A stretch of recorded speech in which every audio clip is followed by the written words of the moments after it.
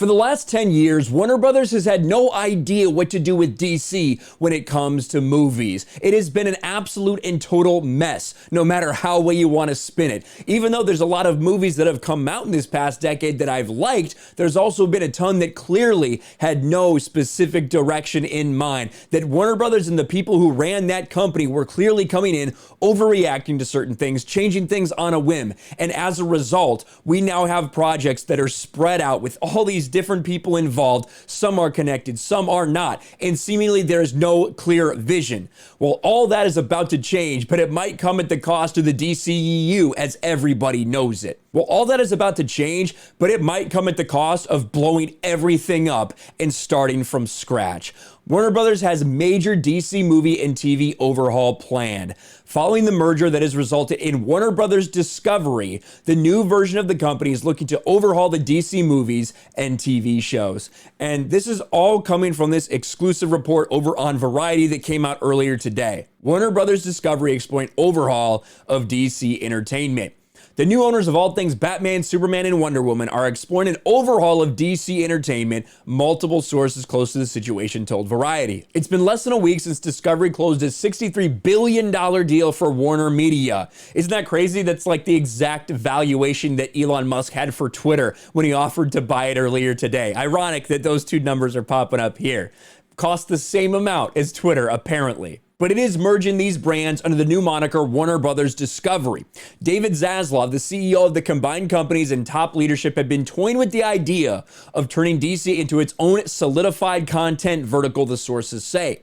The move would potentially affect DC feature film development in Warner Brothers Picture, streaming series at DC Bros Television, and the creative arm within DC proper, all to have an effort to have the disparate elements more closely aligned with each other to maximize the value of the superhero stable, one often seen as punching up against Marvel. And you can see, 10 years ago, when Man of Steel comes out, what was that, 2013? 2013, when Man of Steel comes out, there was a clear plan and a vision, and all of that changed. That changed after Man of Steel. It definitely changed after the reaction of BVS, and we saw what happened when Joss Whedon was put in there to essentially remake Justice League, reshoot a bunch of it, and put it out in the theaters. Since that point in time, it has been a disaster. DC's overcorrected. They've gone back and forth. They've had this person. They've scrapped this. They've moved the Flash movie back almost 6 years at this point from what it was supposed to be. They've rewritten it 3 times.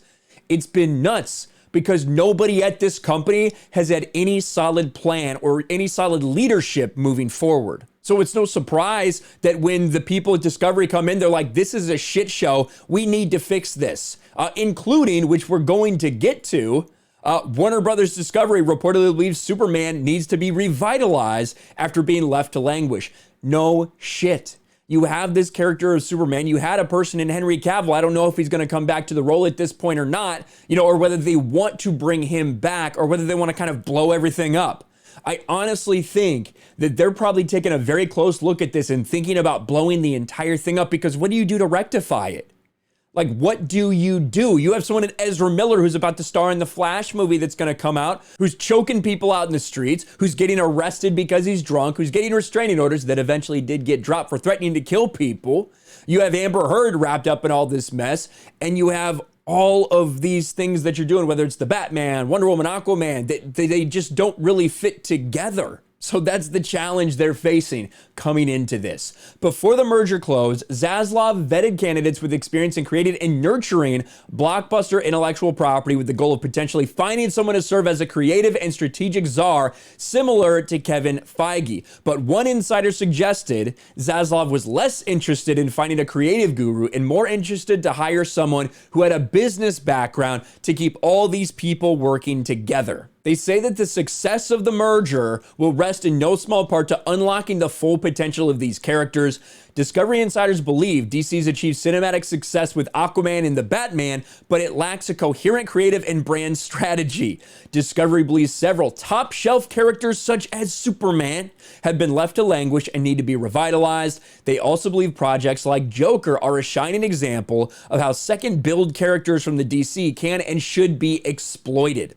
They talk a lot about how they've finally started to learn to take these things they release in the theater and then do spin-offs and put that on the streaming services, kind of keep it all connected, following the template Marvel's done with the MCU basically on Disney+.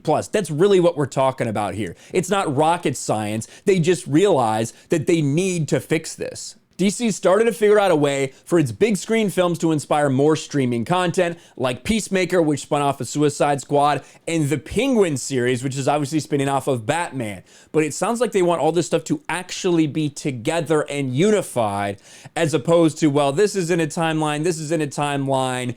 This Batgirl movie is going to have Michael Keaton in it for some reason, but J.K. Simmons as Commissioner Gordon, like, none of it makes sense, right? No one has any idea what's going on. But the company believes DC must do more to grow its approach to comic book fare, including bolstering gaming. Under Walter Hamada, the unit achieved more consistency in terms of critical and commercial reception. I would say here and there, it's arguable. It just kind of depends on how you look at it. Suicide Squad was a disaster in the box office, did pretty good with critics.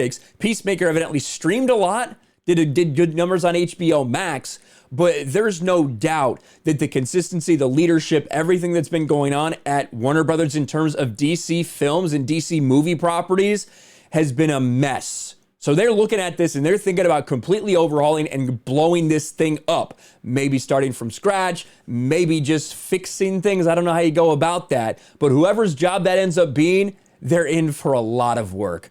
Let me know what you think about all this in the comments below. Smash a like button, subscribe to the channel, ring the bell for notifications, share this video out there, and I'll talk to you later. Thanks for watching, everyone, and a huge shout out to my patrons. I appreciate you guys so much. Want to follow me on Twitter or Instagram? Check out the description below. You'll find links to my P.O. box and my Patreon as well. And I'll talk to you guys later.